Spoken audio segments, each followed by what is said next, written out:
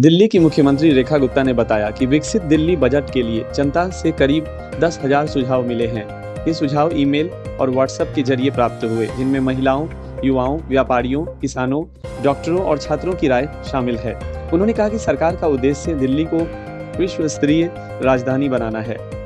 Budget में महिला सशक्तिकरण, बिजली पानी की सुचारू आपूर्ति, जल भराव की समस्या का समाधान, वायु प्रदूषण नियंत्रण, यमुना नदी की सफाई, शिक्षा की गुणवत्ता सुधार और स्वास्थ्य सेवाओं को बेहतर बनाने पर खास ध्यान दिया गया है। रेखा गुप्ता ने यह भी घोषणा की कि 24 मार्च को दिल्ली विधानसभा परिसर में खीर समारोह आयोजित किया जाएगा, जिसमें बजट से जुड़े सभी हितधारकों को आमंत्रित किया जाएगा। यह 27 साल बाद बनी भाजपा सरकार का पहला बजट होगा, जो प्रधानमंत्री नरेंद्र मोदी के विकास दृष्टिकोण के अनुरूप होगा।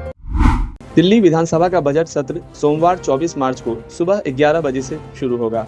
नई सरकार का पहला बजट 25 मार्च को पेश किया जाएगा। विधानसभा अध्यक्ष विजेंद्र गुप्ता ने कहा कि सत्र पुराना सचिवालय राष्ट्रीय राजधानी में आयोजित होगा। यह सत्र 24 से 28 मार्च 2025 तक चलेगा, जिसमें विस्तार की संभावना भी है।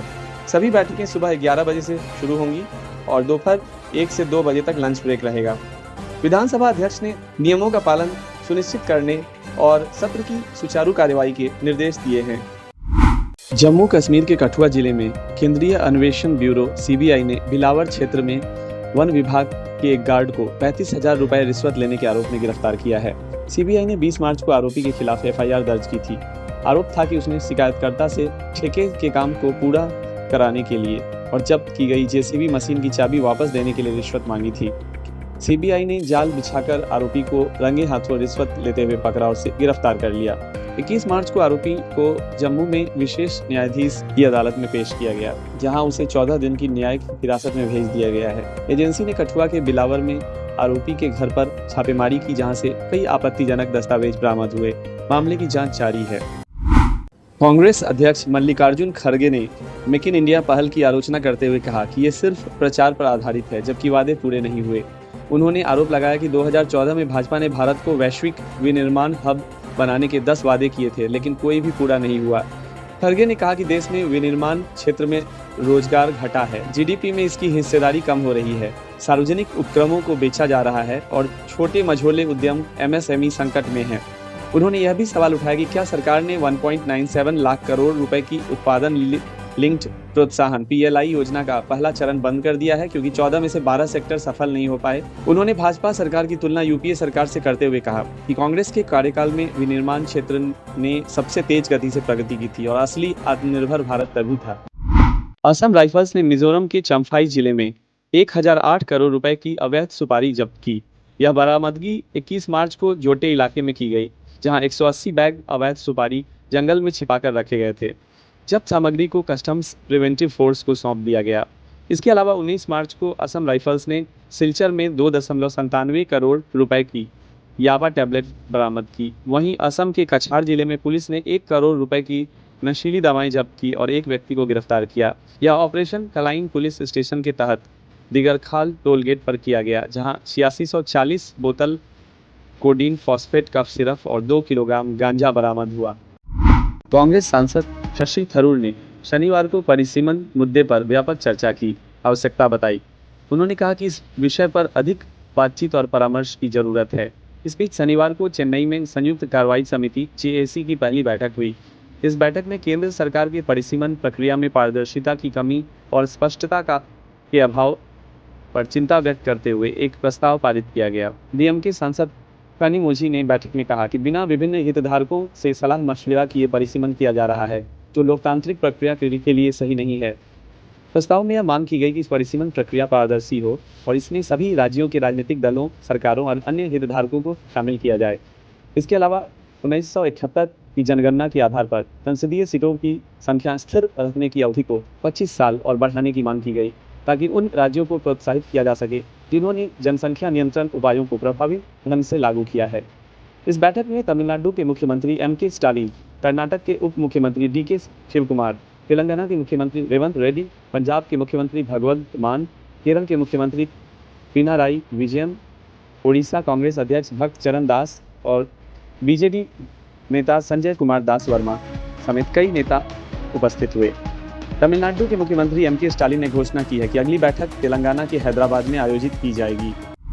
कोलकाता में भाजपा कार्यकर्ताओं ने टीएमसी सरकार के उस बिल के खिलाफ विरोध प्रदर्शन किया जो महिलाओं को बार में काम करने की अनुमति देता है। भाजपा ने इस फैसले की आलोचना करते हुए कहा, इसे सांस्कृतिक मूल्यों के खिलाफ बताया और कहा कि यह महिलाओं की सुरक्षा पर खतरा पैदा कर सकता है। वहीं टीएमसी सरकार ने इसे महिला सशक्तिकरण और रोजगार के अवसर बढ़ाने वाला कदम बताया। प्रदर्शन के दौरान भाजपा कार्यकर्ताओं ने सरकार के खिलाफ नारेबाजी की और बिल को वापस लेने की मांग की। अंतर्राष्ट्रीय मुद्रा कोष IMF ने पाकिस्तान को अगले बजट में 15 ट्रिलियन रुपए से अधिक कर संग्रह का लक्ष्य दिया है। एयरवाई न्यूज की रिपोर्ट के अनुसार IMF, अंतर्राष्ट्रीय मुद्रा कोष और पाकिस्तान के बीच वर्चुअल वार्ता जारी है, जिसमें 85% चर्चा सफलतापूर्वक पूरी हो चुकी है। नए बजट में कर से GDP अनुपात 13% तक बढ़ाने और 2,745 अरब रुपए का गैर कर राजस्व एकत्र करने की योजना है। सरकार को उम्मीद है कि अगले वित्तीय वर्ष में अर्थव्यवस्था 4% से अधिक की वृद्धि करेगी। IPL सीजन के पहले प्रवर्तन एजेंसियों ने ऑनलाइन मनी गेमिंग प्लेटफॉर्म पर कार्रवाई तेज कर दी है। वित्त मंत्रालय के अनुसार 700 से अधिक विदेशी ऑनलाइन सट्टेबाजी और जुआ से जुड़े प्लेटफॉर्म जांच के दायरे में हैं, जो GST चोरी कर रहे हैं। Directorate general of goods and services tax intelligence DGGI ने 357 अवैध वेबसाइटों को ब्लॉक किया है और करीब 2000 बैंक खातों को सील कर 4 करोड़ रुपए जब्त किए हैं। साथ ही 392 बैंक खातों को डेबिट फ्रीज कर 122 करोड़ रुपए जब्त किए गए हैं। कुछ भारतीय नागरिकों द्वारा विदेश से संचालित गेमिंग प्लेटफॉर्म जैसे सतगुरु, महाकाल और अभी 247 की जांच में सामने आया है कि वे मनी लॉन्ड्रिंग और गैर कानूनी लेनदेन में शामिल थे। DGGI ने ऐसे 166 बैंक खातों को ब्लॉक कर रखा है और अब तक 3 लोगों को गिरफ्तार किया गया है। वित्त मंत्रालय ने बताया कि कई बॉलीवुड सेलिब्रिटी, क्रिकेटर और सोशल मीडिया इन्फ्लुएंसर इन प्लेटफॉर्म्स का प्रचार कर रहे हैं। आम जनता को इन अवैध गेमिंग प्लेटफॉर्म से बचने की सलाह दी गई है, क्योंकि इनसे उनकी वित्तीय सुरक्षा खतरे में पड़ सकती है और अवैध गतिविधियों को बढ़ावा मिल सकता है। IPL के दौरान ऐसे प्लेटफॉर्म्स पर कड़ी नजर रखी जाएगी ताकि अवैध सट्टेबाजी को रोका जा सके।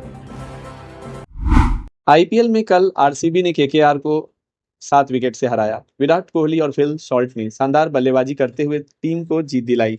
आज के 2 मैचों में एक सनराइजर्स हैदराबाद और राजस्थान रॉयल्स, इन दोनों का मैच हैदराबाद के राजीव गांधी इंटरनेशनल स्टेडियम में खेला जा रहा है, जिसमें सनराइजर्स हैदराबाद ने पहले बल्लेबाजी करते हुए 20 ओवर में 286 रन बना लिए हैं। ईशान किशन ने शतक लगाया है। जवाब में राजस्थान रॉयल्स की टीम संघर्ष कर रही है। यशस्वी जायसवाल और रियान पराग आउट हो चुके हैं और कप्तान संजू सैमसन और ध्रुव जुरैल क्रीज पर हैं। चेन्नई सुपर किंग्स और मुंबई इंडियंस के बीच ये मैच खेला जा रहा है। दोनों टीमें इस सीजन में अपना पहला मैच खेल रही हैं। मुंबई के कप्तान हार्दिक पांड्या और तेज गेंदबाज जसप्रीत बुमराह इस मैच में नहीं खेल रहे हैं।